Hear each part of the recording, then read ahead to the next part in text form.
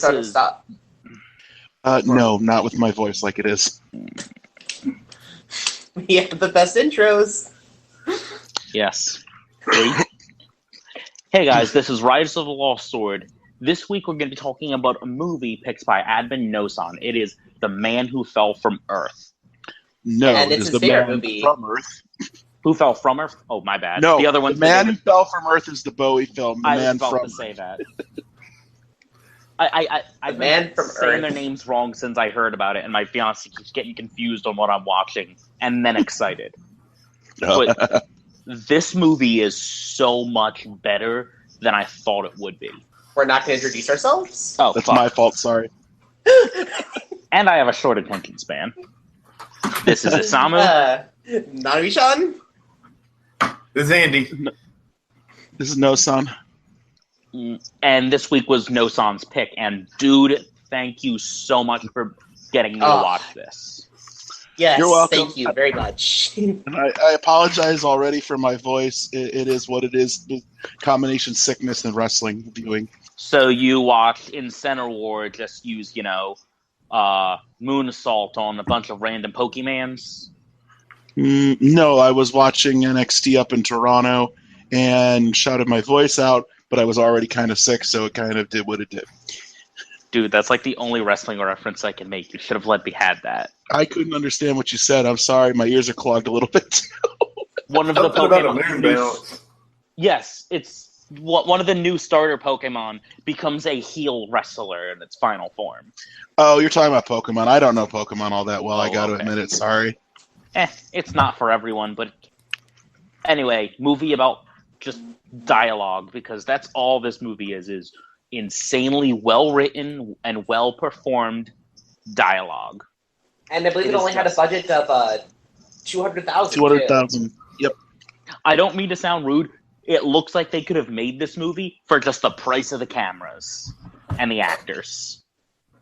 That's probably what it Right. was. Yeah. It almost looks like it was originally, and I know it wasn't just by reading some of the history of it. It looks like it could have been written as a stage production just because it has that central location. Yeah. And it really doesn't. Now, they have adapted it since then as a stage production, but the original intent was not. Okay. Because it's 6 or 7 people in a cabin, and in front of the cabin, talking. That is all this movie is. And Yeah, kind there's of not- nice camera angles. Yeah, I there's will a few give them camera. I mean, there's a few. There's like 2 or 3 rooms in the cabin. They go in front. I think one time they go to the backyard. Just a couple times when they're just going to have their discussions about different type of things. But yeah, it is very limited with its thing. I mean, it was. It's you got to look at this. The other thing, and just like not to really go too far into it. This is the last work of Jerome Bixby. Like, he completed it on his deathbed. It took 9 years after that for it to even get made. I mean, he dictated it to his son as he was dying. I mean, it's just this insane story about how it exists, how it even got made, and then the fact that it really only gained popularity for like people essentially illegally downloading it. So, I mean, there's really. I watched it legally, so. Oh, I'm not even saying like now, like back in 2007, because it never even got released in the theaters. I can see this not being a good theater movie. Like this is a very good Netflix or Hulu or sitting around with some friends watching it. As good as it is, I don't think I could justify paying $8 to see it on a giant screen when you don't actually need to look at it.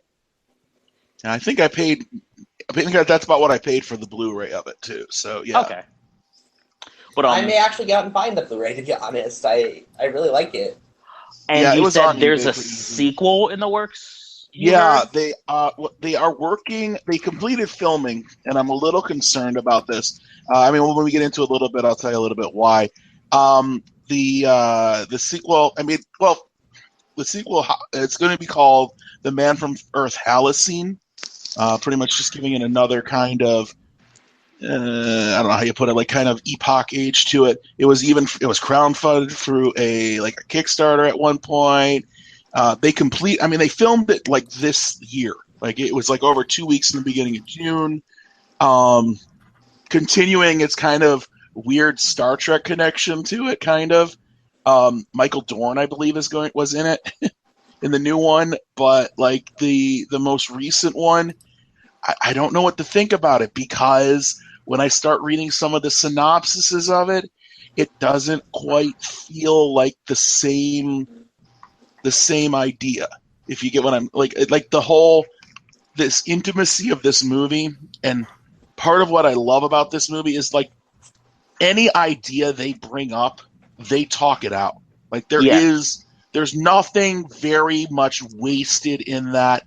We're just going to bring up this idea, but you know what? We'll never mention it again. This one feels a little bit more. How do I put this? Okay, well, just to give you the basic idea, I mean, you guys know what the movie's basic premise is the fact of this guy who pretty much is retired. He's not retiring, he's moving away, who tells him that he's someone who's been alive essentially 14,000 years. The whole concept of the other one is he starts to age. What? They said he's starting to age, well, because the actor's aged. And then, like, the other line in it, and this is only going from the IMDb, I don't follow too far into it, they called it something like, someone discovers his secret. I'm like, oh, God, are they going to do some kind of ridiculous caper chase movie with this? And I was like, that would just totally destroy just this gem of a movie that I love. And I've probably seen the movie. I'm not like even exaggerating 30 times. And I kind of get a little bit more with it every year, every time I watch it. Usually about once a year or once every 6 months or so, I'll go watch it again. So I'm actually wanting to know seriously, well, first of all, what did you guys think of it? I can go first because I honestly love this movie a lot. Like, I kind of like it when a movie cannot be as, like, it's serious, but it's like Breaking Bad in a sense where not everything has to be actiony in like an episode. Like, where it can just be talking. Yes. I loved this movie mainly for the fact that it's a bunch of intellectual people talking out a crazy premise. Like, it's more than just a dude revealing he's old. It's a guy revealing this to people who he's known for 10 years as he moves away. And these are all, like, college professors and very smart people. And the way that they work it out, where it might be possible for him to be this way, or, like, how they deal with him revealing stuff he knows about history and trying to debunk it and then trying to prove it. And when they get to the religious stuff, I both hated and loved the religious stuff because of, one, I hate it when religions and things, because it can either go terrible or really good. They handled it so goddamn well. And the way his friends reacted to it, the emotion that they got out of this, and the fucking fantastic dialogue that came with it. Honestly, if that sequel is the way you think, I hope it's someone who found a secret confronting him about it. Not actiony, but a single person or something. And that could be interesting if it goes that way. What about you, Andy? I mean, I kind of agree. I liked the dialogue in it. It was actually it was believable. And they even say in the beginning of the movie, which I kind of like, we can't really prove this. We can't really disprove this. Let's let him at least tell this interesting story, whether we believe it or not. But it actually just sounded like those were actual people in their fields discussing this. They weren't arguing or trying to talk over each other or anything. They were just like, well, this is a valid reason as to why this could happen, or, this is valid evidence, or this is invalid evidence. And, to me, it was just believable. And that's why I liked it. That's what got me into it. The dialogue was, believable. Mm-hmm. Right, because, like, one of the things I loved in that was, you had Tony Todd's character, who was the anthropologist, who's Dan, John Billingsley, who was the biologist, Harry, and then William Catt, who Did you recognize that that's the guy from Greatest American Hero? Was the archaeologist, and he found the tool, and he goes to him. He goes, "No, I found it in a yard sale." And one of the things I loved about it, he goes, "Interesting, because you didn't have to say it that way. You could have just said, no, this is what I've had all 14,000 years." And I thought that was interesting because he was like, even if like the most outrageous claim could have been made to try to support it, he didn't make that claim. He was like, no, I just found it in a yard sale, believe it or not, for 50 cents or something like that. And you can tell or at least they make it seem like he has had time to plan how he reacts and what he says when people bring up stuff like that. Like, it's not, a spur of the moment. It's, this is the story for this. Like the Picasso painting that he has. It's a good. It was a Van Gogh. Van Gogh. Yeah. Or Van Gogh. Van Gogh. Van Gogh. However you want to say it. Thank you, Doctor Who. Yeah. But it's all very. It seems very well planned out how he knows to cover this up well. Well, he's had plenty of time to do it. Yeah. I'm sorry, I interrupted before everyone got to say their thoughts. Sorry about that. That's fine. I mean, you know the movie more than any of us. Oh, yeah, one thing I really did like, and it was touched on just a few minutes ago, I think you said it, Isamu, the religious aspect of it. I like the fact that he did not want to tell them what religious figure he was. And they pretty much, backed him in the corner, and he was like, look, this is what I tried to do. It got taken way out of hand, and, I kind of separated from that. I like that they didn't just shit all over Christianity, which I respect every religion, and I'm not just, waving the flag, but I like that it got the proper respect that it deserves because it is a thing. Oh, yeah, and I may have my gripes with Christianity here and there, but, everybody's going to, have pros and cons. Everything has pros and cons. Is my thought. Everything does, and I just like the fact that they just said it just like this. This is the good stuff. This is what I was trying to do. I didn't like where it was going, and it didn't go the route of a lot of things where it just shit on everything, and I liked that. It's very respectable.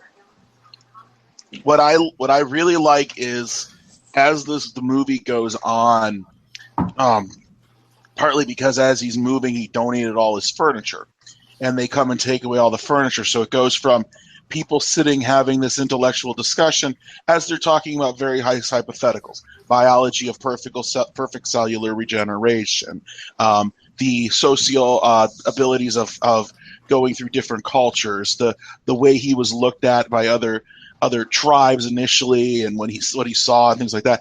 And then it got more intimate as he started like very vaguely starting to touch some of the spiritual topics when they took all the other furniture away.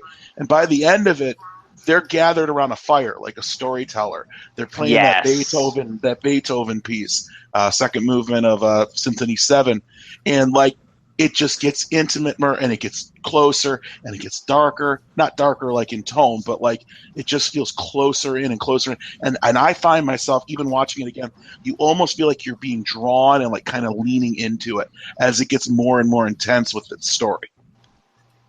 That's just a sign of good storytelling. To me, that was like the background and the directing, like subconsciously sort of reflecting the conversation. So as you see one getting more intimate and people getting closer, so does like the background, like you're saying, it gets darker, they get closer together, they get around a fire, it gets more intimate. I did like how one reflected the other. Right. And that's staging, that's directing, you're right, it's all those things. I mean, it could have just been 2 hours of them sitting on 3 couches, but it wasn't.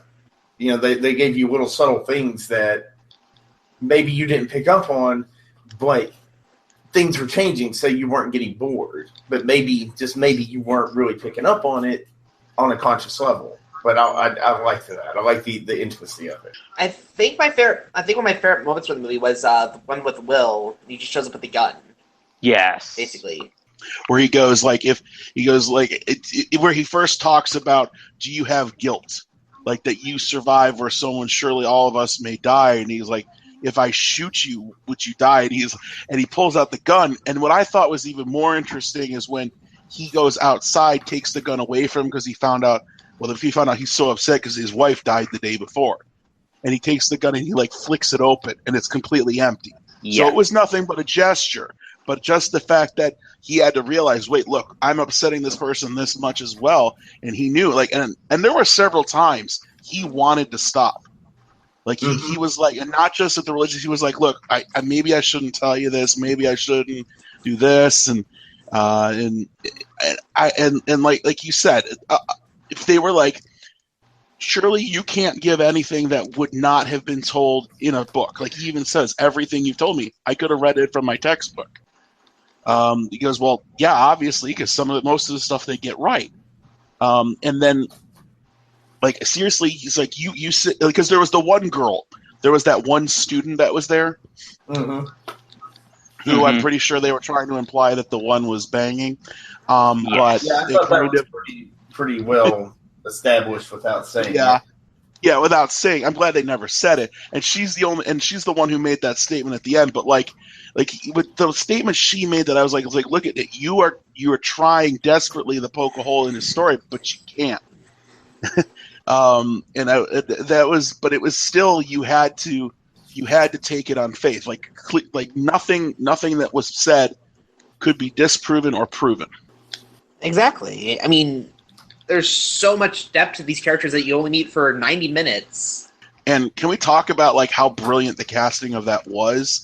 Because it was just, even the one who was the art history professor, the one who was the very devout religious, that got the most uncomfortable. I feel sorry for her. It really looks like he was breaking her heart. Right, because there was the line where there was two parts of it. One where she said, I feel like one of my favorite people just died.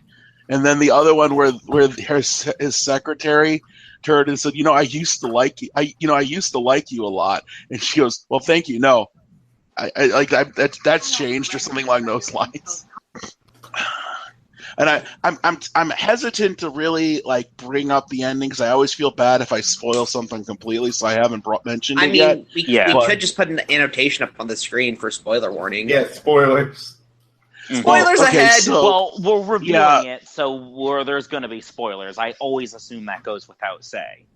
But some people get pissed no matter what. But Yeah. Well, it was. Here's your official spoiler warning. Yeah, here's your spoiler warning. Linda, who was the student, when she walks away and she goes, "Oh man, I just realized that your name is a pun." And the first thought I was John like, Oldman. If I was living forever, I totally would do that. I mean, my name every time would be a pun. If I was changing my name all the time, that was my first thought. But like that just set off that whole final bit where like even where they said there clearly is nothing that they could show that would prove it until they had the one thing that could. And I like the very subtle setup. It was fairly early in the movie where John asked him, do you remember your father? The guy was like, well, no, I knew not the really, second blah, blah, blah. that they brought up, do you remember your father? And when they said, oh, well, you might outlive us all, I'm like, they're going to deal with. And then they mentioned, oh, one of us could be one of your direct descendants. I'm like, okay, you said stuff like that one too many times. Who's related to him? Well, I figured it was going to be the psychologist just because he was the one who had the most. Because I didn't know if they were going to mention it or if they were going to somehow say something where, like the first time I watched it, now you're talking about, I watched the first time, I want to say it was about 2008 or 2009 or something like that. Because it used to be a Netflix film. It's not on Netflix now. And the first time I saw it, actually, I'm sorry, it was before Netflix even did streaming. I got it on the DVD rental. Wow. So that tells you how long ago I actually saw it. And I remember thinking like, okay, they're going to at least mention someone that they know.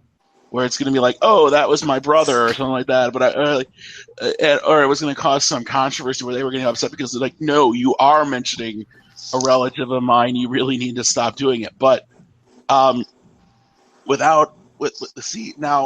I saw it about the same time, just to give a slightly different thing, that I read the book Stranger in a Strange Land, if you've ever read that. I do recommend that one if you haven't. It's a big sci-fi fiction that comes from it from a different perspective without getting too much into that. And it kind of felt with a similar philosophy. That's why I really ended up liking it so much. And like the first weekend I saw it, I may have watched it 4 times before I returned that DVD. And every time it's just, like I said, it's stuck with me. I've noticed some other level of interaction between the characters or something else they mention as I've either tried to study some of those fields even on my own, that I'm like, oh, wow, they really did think about that and try to poke a hole in it. Mm-hmm. Like, how much research just went into this movie? I mean, there's not a lot known on that one, I don't think, only because we never really got to ask Bixby about it before it was made. I mean, he died before it was filmed. So there wasn't really that whole level of work that was told about it. I mean, if you don't know who Jerome Bixby is, he wrote like about 4 or 5 of the original Star Trek episodes, including the original Mirror Mirror universe one. Strangely enough, the Requiem for Methuselah, which also dealt with like an immortal being. Mr. Flint. Yeah, and I mean, it was just things like that ended up being very like a similar and tonal. So I don't know. I mean, they don't mention how long he had. I mean, because I know some people write stuff, they kind of keep it in the background for most of the time they bring stuff out. The only thing like this screenplay that I can kind of reference is if you ever see The Martian or listen to Andy Weir when he talks about writing that book, is how he tried to. He even put it out to experts to try to break the problems. And I almost feel like they did, except if you think about it, in The Man from Earth, they mention what the scientific solution would be, but they don't push too hard on make it, how do I put this? Like, they don't push the button too hard, if you understand what I'm saying. Like, he goes to him, he goes, imagine it's a problem, figure it out. He doesn't say, well, that's what happened. He goes at one point, he goes, can I run your blood in the lab? And he goes, I'm a little leery of, what is it, labs with men with knives or something along those lines was the line, if I remember right. Because because I think it was something he said, if he goes into it, he's always afraid he won't come back out. Yeah. Because he doesn't scar. He survived the list of diseases he said he got and survived. Well, even if he did scar, after a while, they'd actually just disappear because of the skin replacing itself. Exactly. I'm sorry, what was that? You said, Andy? Oh, I don't remember. I couldn't hear you. I'm sorry. I just zoned out. I did not know what I said. It has such a feel of. It feels to me, I don't know if, Andy, you agree with me on this one, it feels like something written by a Star Trek writer. It really does. Yes, I could easily see this being a TOS episode, or even early Next Gen, like the way early Next Gen was written. I could easily see him fitting into that mold. Right. And, I mean, I don't know if it's just the tonality and the actors that they brought in for it. I mean, I'm a huge fan of Tony Todd's anyways. Just the way he delivers stuff. Really gets me, but it felt tonally, or at least, I don't want to say dialogue-wise, because that's not really fair either, but it just had that feel to it. Like, you just, like, the only thing I can compare it to is when I watch a Toho Godzilla film versus the Legendary Films Godzilla film. It's a Godzilla film. It's a film made from the Japanese perspective, even if it has the same things happening, like Shin Godzilla versus the 2014 Godzilla. I know the 2016 Shin Godzilla, that's a Toho film. It just has that flavor, if that makes sense. Yes, it did. It just, you knew you were watching a Japanese Godzilla movie. Right, and like this, it had that same kind of Star Trek flavor to it. It did. I mean, it's like you're saying, you can't pin it down, you can't put your finger on it, but if you're a Trekker, you know. It's like, to go to another sci-fi franchise. It's almost like the Force. You just know. Yeah, maybe. Oh, go ahead. I have something after this. Honestly, this movie, how honestly intellectual and smart this reminded me of two different anime. Both Death Note and Code Geass are like on this level of well thought out dialogue, and that's more like planning and stuff. But the way that they articulate their things, the way that they deconstruct and explain their plans, really reminded me of this. Death Note, I know somewhat. I read it through the end of the story with what's the letter? L? Yes. Yeah.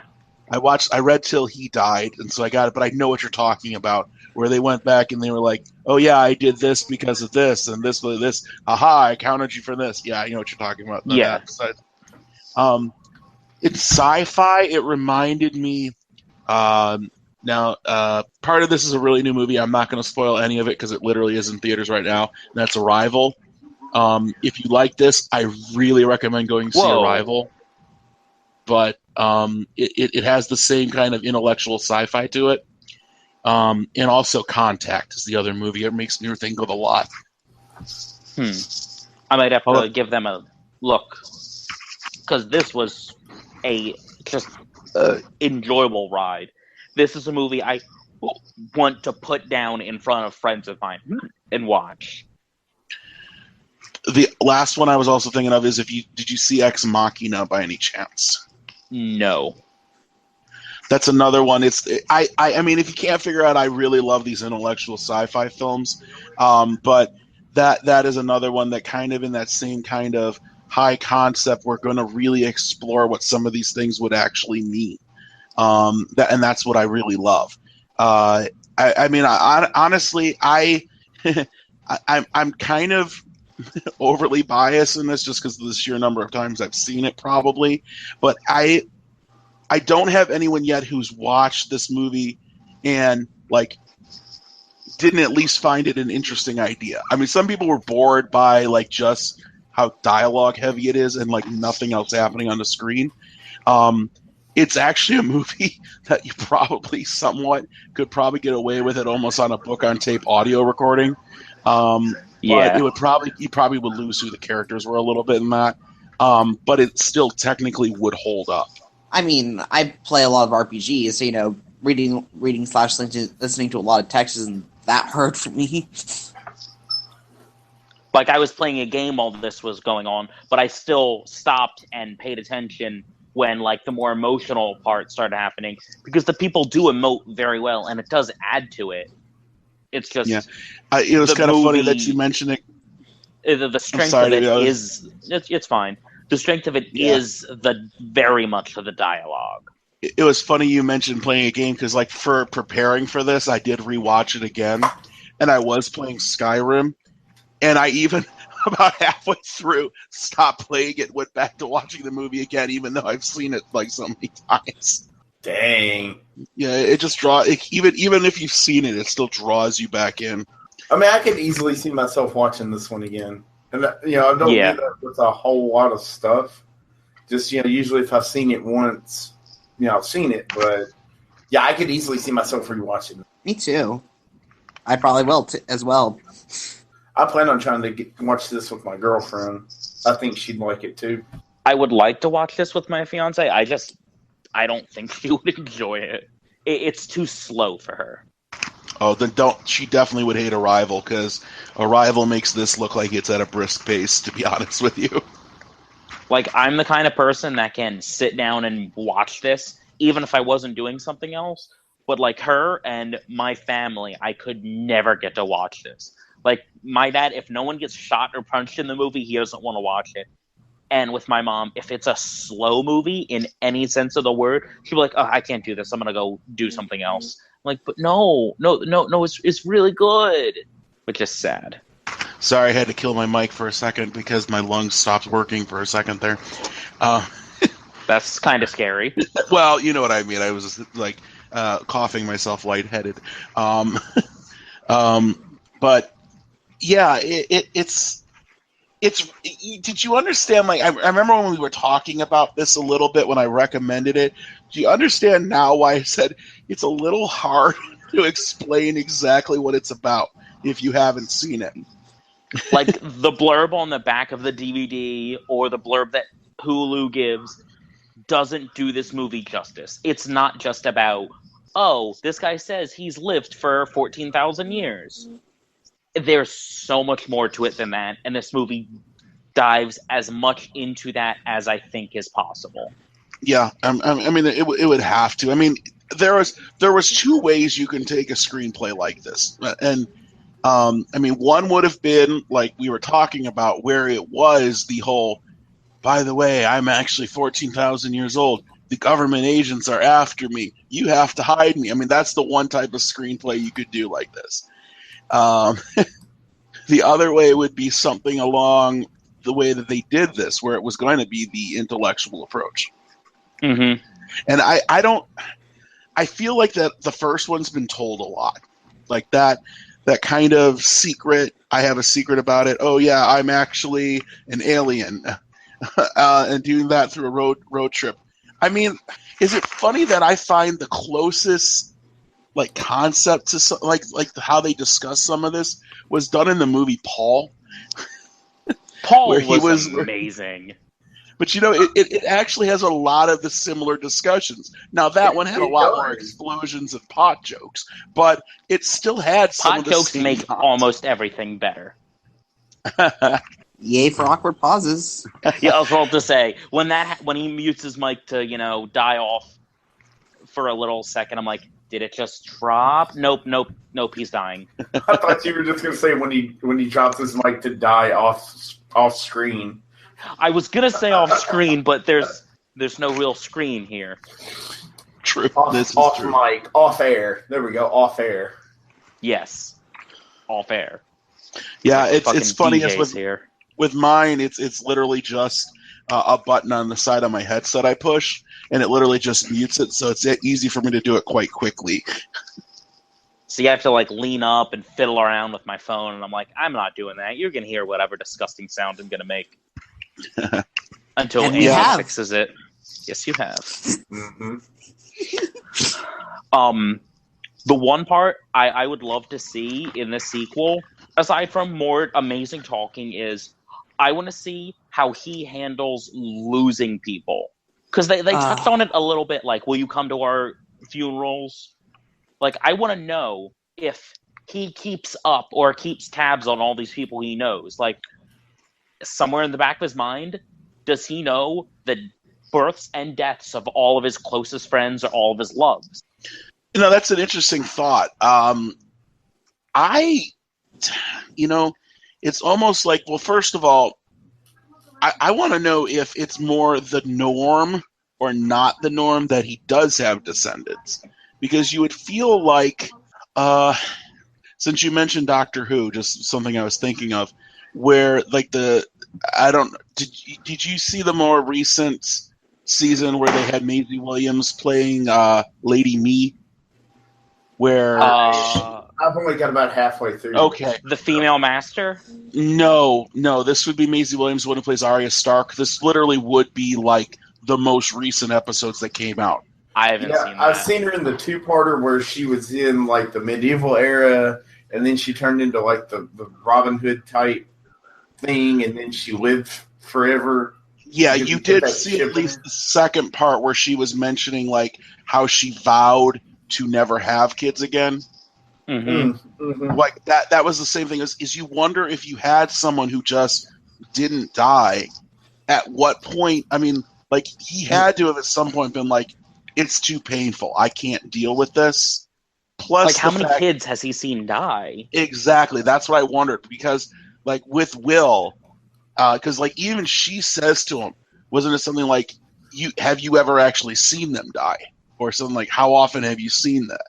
And I was wondering if that was something that I can't remember like right now. I'm sure I'm going to remember it as soon as I think about it. Because I think he says no. He does. It's the last two lines of the movie because she asks him, "Have you ever seen either anybody or your child die?" And he says no, and he gets in his truck. Yeah, and then he stops for her, of course. But yeah. I thought that's what he had said. Like I said, I was blanking on it for a second. But like, so it was. It feels almost like not only does he run from everything he did, he's kind of. You almost feel like, is it something he's avoided? I would. Yeah, I probably would. That sounds terrifying. It does. I mean, I personally, if I were able to live forever somehow, I'd probably just adopt a bunch of cats and take care of them that way. Not have to. I would be a cold motherfucker with a lot of money because of interest. You'd be a Cyberman.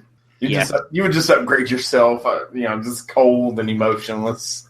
Yeah, and it is even like, well, the two things I think about it was like, one was I remember like he even flat out says, "You realize even saying this is like an invitation." I think the exact line was, "Men in white suits with happy pills." Yeah, he's not a big fan of men in white suits or something. Well, that was Art, the archaeologist, the one who, at least at first, felt one of the most resistance to it. He was being a dick at the beginning. I loved it. And he was the one who, when they got too tough, because that was one of the more interesting moments to me, was when Will gets up and he goes, "Okay, you see this is upsetting people. You're either going to have to admit this was a story, or I'm going to have you locked up for observation, because at the worst case scenario is, even if you don't believe this, you're a sadist because like how much you're upsetting one." And he pretty much goes like, end of the line, that it was all a story. And then the anger that Art shows him, the archaeologist, when he's like, I mean, even I think they even say to him, he goes, "You got to let him cool down. He'll get it eventually." But like, he was so resistant to it, and then eventually felt like the one who bought into it the most. Him and Tony Todd's character. I think he wasn't Dan, was he? I know he was the anthropologist, but like they were so angry at him, and I mean, I understand that, but just the way they reacted to it when they thought he was making it up. Mm-hmm. I mean, they felt. Go ahead. Sorry. They all felt that, like, it's a rare essence, like when you actually watch a show and they feel human, if that makes sense, or movie. And this is one of the most human movies I've seen in a while. True, and you because you could have written the same screenplay as, how do I put this? Okay. It could have been just an intellectual discussion without the humanity of the individual characters. And they are characters. They're not just the biologists. They're not just the archaeologists. They're not just the anthropologists. And like, they don't have to defend it right from those specific viewpoints. They still are their own thing. Like, gosh, why do I keep messing up their names in that? The biologist, the one played by John Billingsley. It's funny, I remember the actor names better than the character names sometimes. Harry. He even talks about where they were bringing up religion. He goes, I was this. I was raised this. My wife is this. My daughter is like studying the Quran, and my son's an atheist. He goes, we can have a holy war at my Thanksgiving table. And I was like, yeah. So you even have someone who would have to have that wide a viewpoint of religion. I almost feel like you would have had to have, at some point, I almost feel like he had to have this discussion.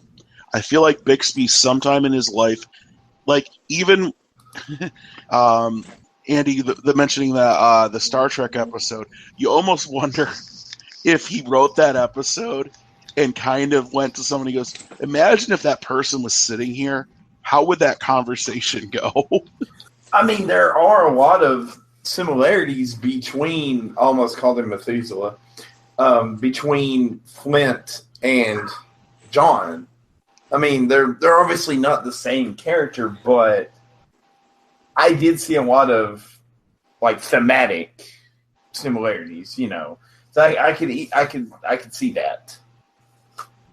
Right. Well, wasn't Flint the one who, like, as opposed to inadvertently being historical, if like people, he kept wanting to be the historical figure?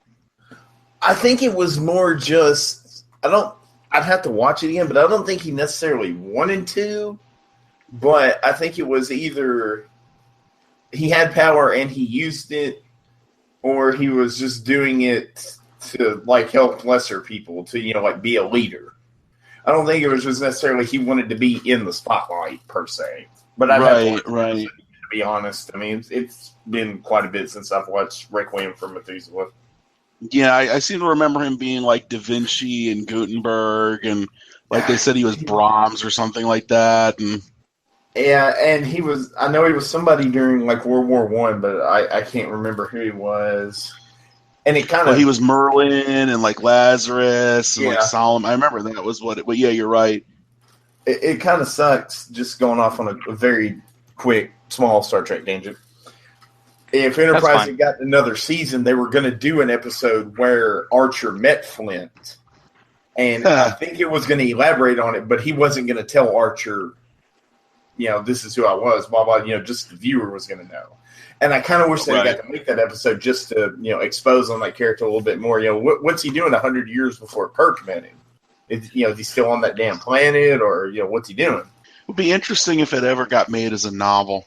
Those novels usually exist. I mean, I know that, but yeah, I didn't know that though. Huh.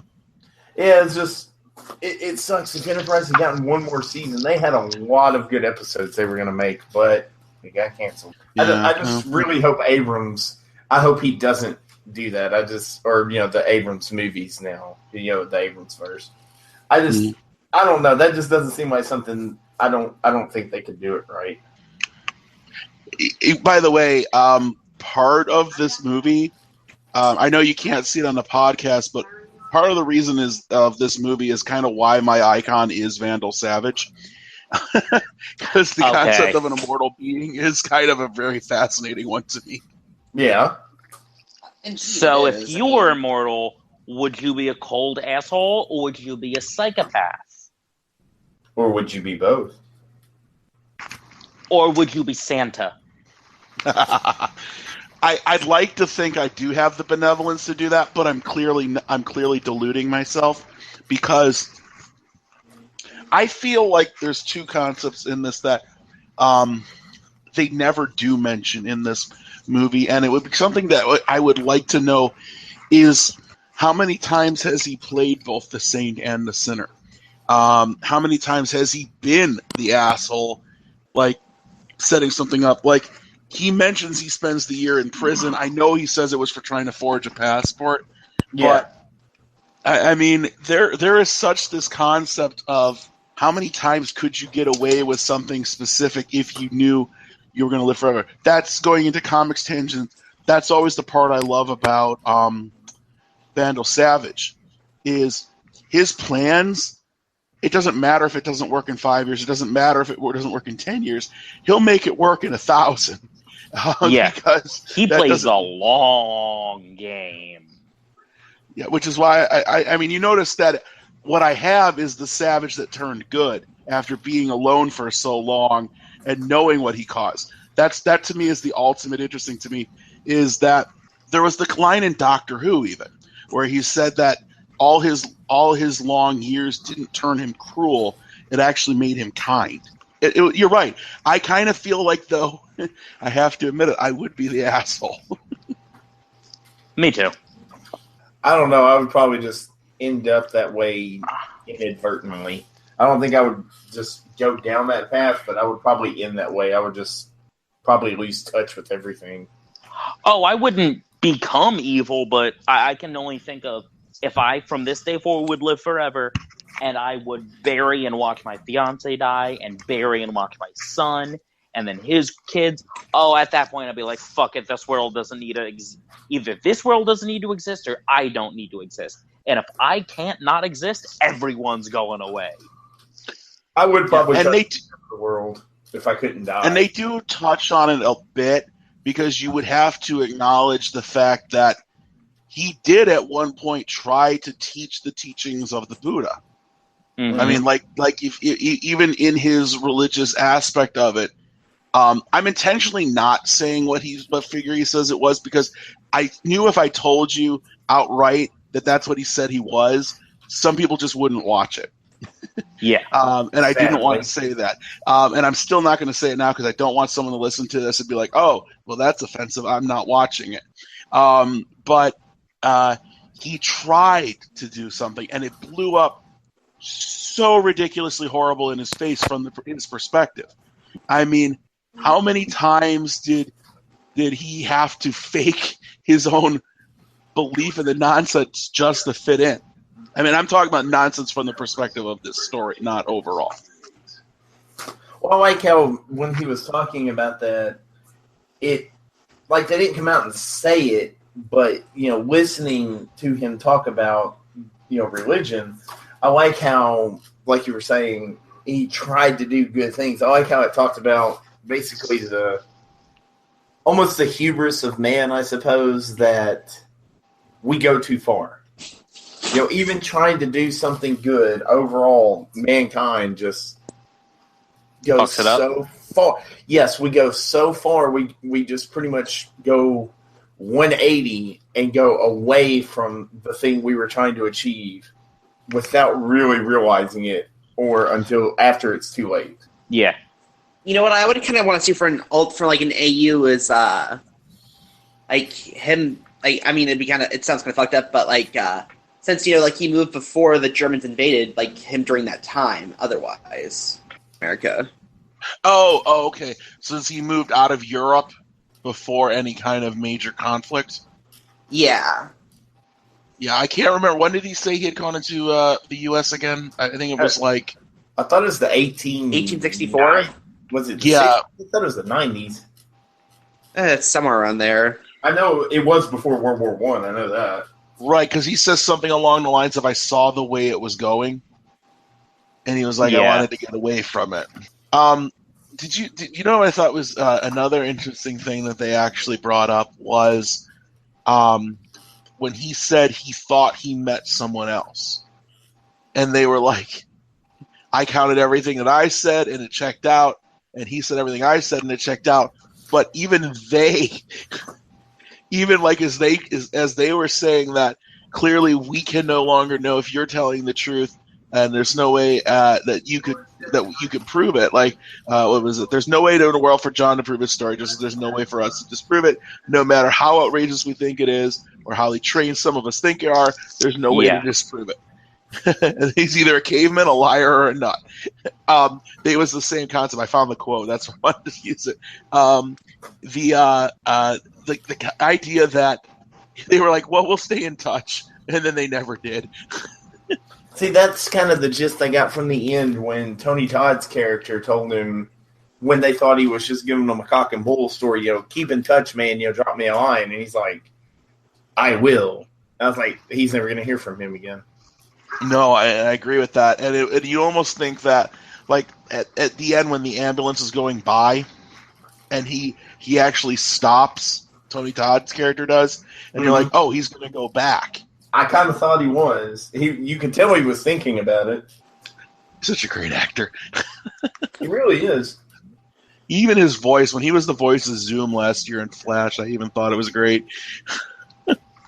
Okay, that's something we need to talk about one week.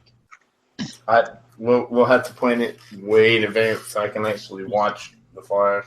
Oh, you haven't watched The Flash? I watched the first 3 episodes of the first season. My son wanted to watch it. He seemed to enjoy it, and I was just like, eh. The first few episodes are always the weakest. Going on a tangent really quickly, did you watch Arrow first, though? Did I or could I? Have you ever watched Arrow or could you? No, I don't really like Green Arrow that much, just as a character. I it's like more Arrow, Batman than Green Arrow. Yeah. Yes, it's like the Dark Knight Rises TV show. I'm not a big fan of The Dark Knight, but I know what you're trying to say. Well, like I said, not to go on too much of a tangent on it, Berlanti clearly wanted to make Batman and Superman. Yes. DC told him no, so he made Arrow and Supergirl. Things.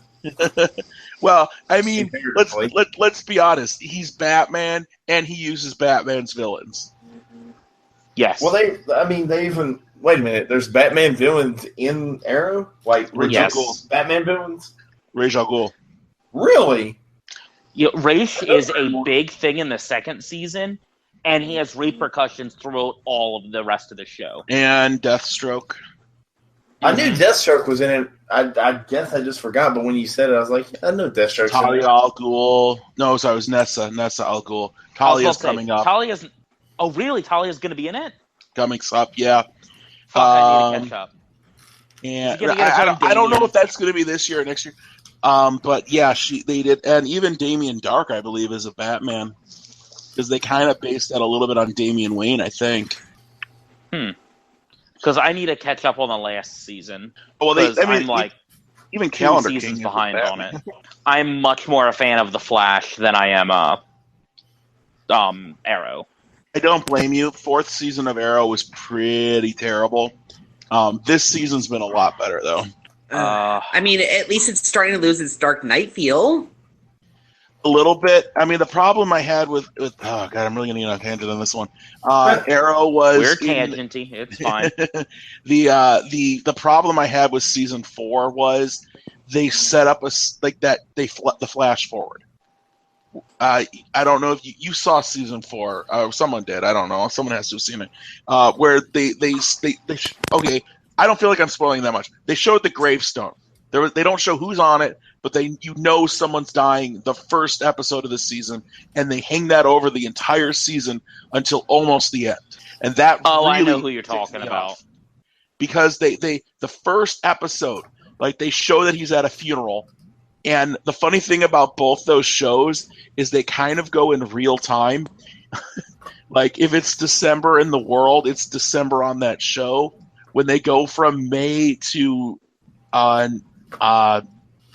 October when it starts up again, the show actually skips the summer.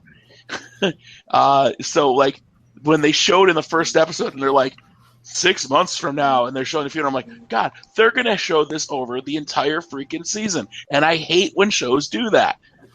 They do it all too often, though. Well, I think that kind of wraps up our talk about The Man from Earth. Yeah. Excellent movie. I highly recommend it. Recommended. I give it 4.9 out of 5 stars.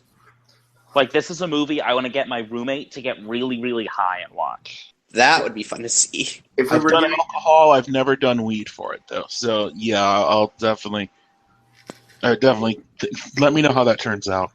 I give it a Final Fantasy 9 out of 10 stars. It is my favorite movie of all time, so I mean, I flat out said that, so I think I gotta stick with that. It is my top movie. I can't argue thank you for sharing it with us. Favorite movie. It is really goddamn good.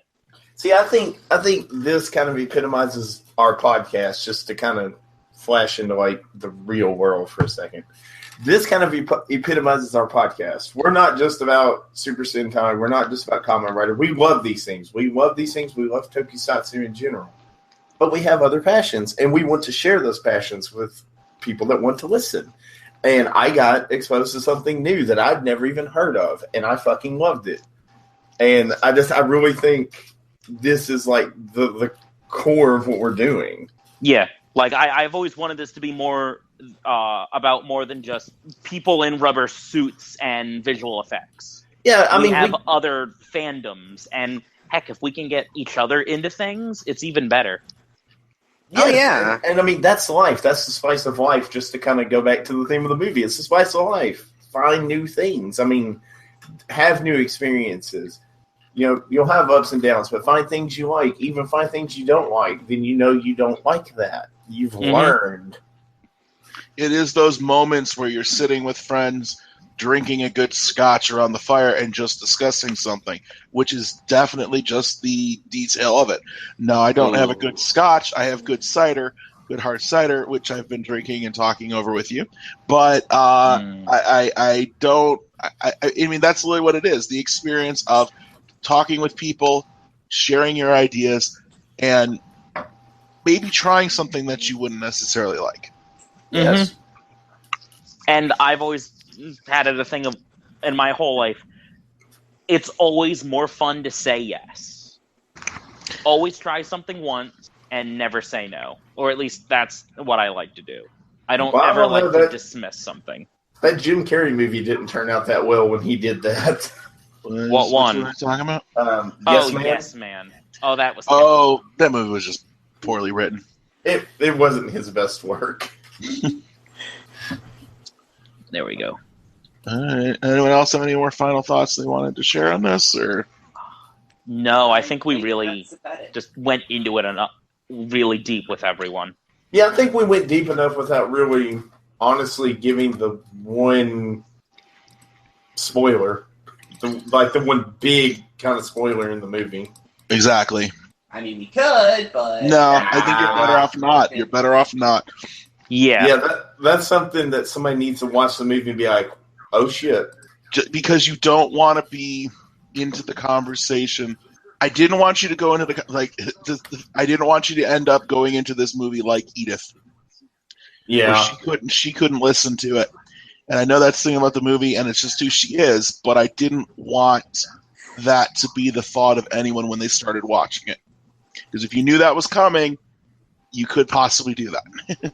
All right. Well, I don't have any further thoughts to go if you guys don't.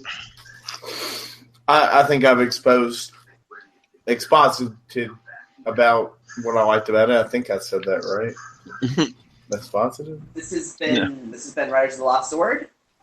We thank you for listening to us ramble on about a little bit of DC's TV universe and our main topic, The Man from Earth. And we hope to see you guys next time. This has been Nanami-chan. Isamu. This is Andy. No-san. And thanks for listening.